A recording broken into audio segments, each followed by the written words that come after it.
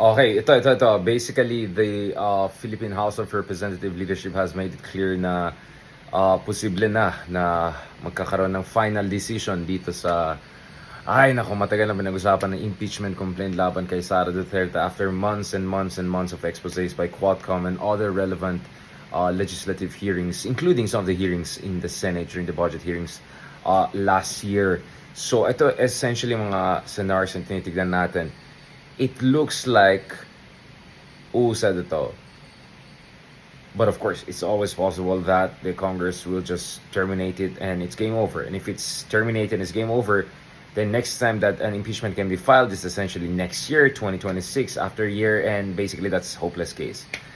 I doubt that will happen. So there are three scenarios we're looking at here. One scenario is that matatransmit ito sa Senado, but a trial may happen, but the voting will have to wait until after elections because too many senators are either scared or either are not in a position to go against the Dutertes and risk their re-election or political fortunes.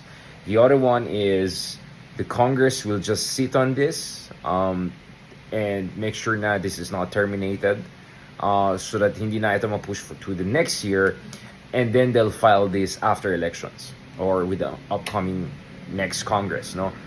And then the third scenario is that they'll push it to the Senate, the trial will happen, and they might get the vote.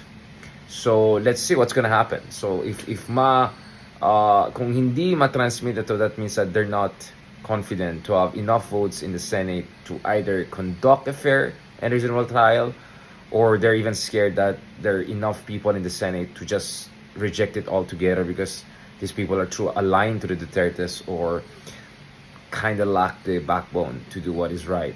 So tignan natin yan. Kasi the difference here will be whether you're gonna pocket it and wait at most half a year before moving ahead, or you risk pushing it to the Senate, it gets rejected and terminated, and then good luck, tapos na. Because as we speak, for sure, the Duterte camp is gonna put as much pressure as possible on the senators to not only vote in favor of Sara, but to reject it altogether para hindi na ma-file ito ulit until next year. So interesting developments to look out for.